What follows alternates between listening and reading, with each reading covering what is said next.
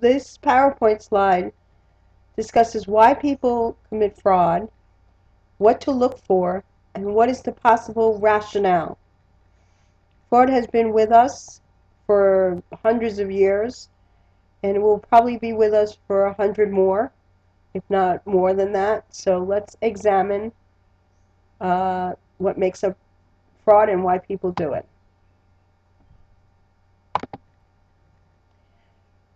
It's in order to prevent fraud, it's necessary to know what to look for. Are there types of people who commit fraud? Why would they commit fraud? There's something considered the fraud triangle, the fraud scale. How do pressures of everyday life contribute to fraud? And why do people, or how do people rationalize once they have committed a fraudulent act? Type of people that commit fraud. That really can be anyone. You can't look at the person and say, gee, I know you're going to commit fraud. When a company hires people, they hire someone, they don't expect them to commit fraud. Sometimes you hear on the news stories about people who have worked for a company for 30, 40 years. And the last 5 years they were committing some fraud. Why did they wait 30 years to start committing the fraud? Well, we're going to see in a minute there may be some pressures that may have contributed to that. Most people do want to be honest. There has been developed what they call a fraud triangle. This consists of pressure, opportunity, and rationalization. And for someone to commit fraud, you usually have to have those three components pulling on each other and creating a situation for that person. Because like I said, most people are really honest, but sometimes there are pressures.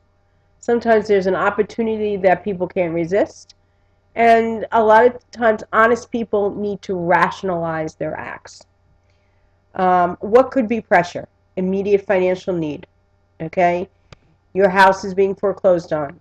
You have medical bills. You need to get your son out of jail because he, was driving drunk, or he committed a crime and he's very sorry for it, and then you need to get him out of jail. Sometimes the opportunity is there and the amounts are so large that you can't look away anymore. This is the fraud triangle. Perceived pressure, perceived opportunity, and rationalization. And they are showing you an analogy to heat, oxygen, fuel. And that's what makes it up. That's what gets it going. The fraud scale. Okay, and as you can see, the more pressure you have, the more opportunities, the higher the chance that you're going to put somebody in a situation where they may commit fraud. And as a business, you want to look to try to diffuse those situations so that they don't occur, and that the people and that the employee is not put into a situation where they even have the opportunity to commit fraud. Other things that employers look to is if they notice that an employee may be nervous, maybe coming in late. These are things that you look for so that you can possibly spot somebody who may be under some kind of pressure and possibly help them out with that pressure. Send them to counseling. Possibly, give them an advance on their salary. Something where you take the pressure off and possibly diffuse the situation. Take one of the sides out of the triangle and you can prevent the fraud. Pressure is divided into four main groups: financial, vices, work-related, and other. Financial would be if you're in your house is going bankrupt. Vices, sometimes you have people who gamble. and they get into a lot of trouble, and they don't know how to get out of it. Approximately 90% of all frauds involve either financial or vice-related pressures. Common financial pressures, and we talked about those: greed, living beyond one's means, poor credit. All, I think everyone can relate to one of these common financial pressures. Vices: gambling, drugs, alcohol, expensive extramarital relationships. That's an interesting one. Real life examples: dad that embezzled his son's allowance. That dad must have really been in a lot of pressure. There are thousands of real life examples. Work related pressures. Sometimes employees, an honest employee, may feel like they're being overlooked. They may feel like they worked here for a long time and they're not getting the recognition. They didn't get the promotion. They're feeling underpaid. These things are factors that might add to somebody committing a fraudulent act. And there are, again, thousands of real-life examples. Other pressures: you have your family pressures, social pressures. If you if you were always expected to be successful and you don't feel you're successful enough, or you feel like you need to ride around in that fancy car and you can't afford it, that it may be the pressure that pushes someone over. Opportunity. Six major factors that increase opportunity: lack of control, inability to judge performance, failure to discipline fraudsters, lack of access to information, ignorance, and lack of audit trail. Lack of audit trail we will talk about later in the chapter when we discuss internal control. In any kind of accounting system, you want to have a trail so that you can trace back the transaction to make sure that it is really a true transaction. For example, if you have a company and the company is paying 20 employees, you want to make sure that there really are 20 employees. Or if you're paying 1,000 employees, that there really are 1,000, and maybe not, a fictional employee here or there where someone is actually pocketing 2 checks.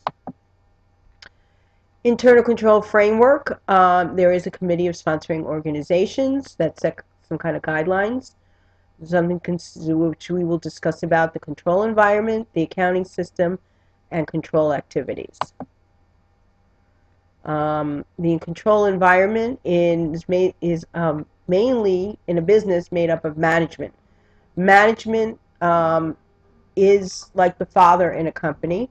People look up to it, and people look to see how, by example, if you have management that is fraudulent, or people see that the managers are taking advantage of the system by possibly petting their expense accounts, then employees will rationalize and justify them taking or stealing from the company.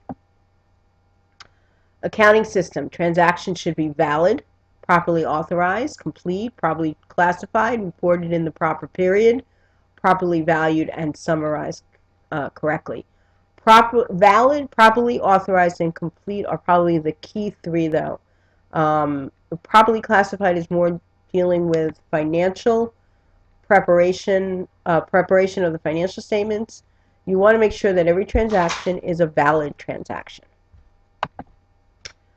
Control activities and procedures. It is key that certain duties that employees are responsible for need to be segregated as best they can. In a larger company, it's easier to do. In a smaller company, when you have only 5 employees in the company, you're going to have some overlap, but then you need to put other control procedures in place.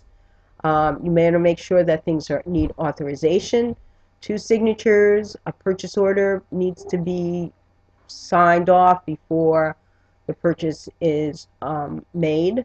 You want to have consecutive checks. You want to have physical safeguards. You don't want to have your warehouse being broken into if you have inventory. and you don't want your documents and records to be laying out where anybody can tamper with them. This is the end of this section, and I'd like to thank everybody. Please go over the PowerPoint slides and check Moodle for the assignment relating to this presentation.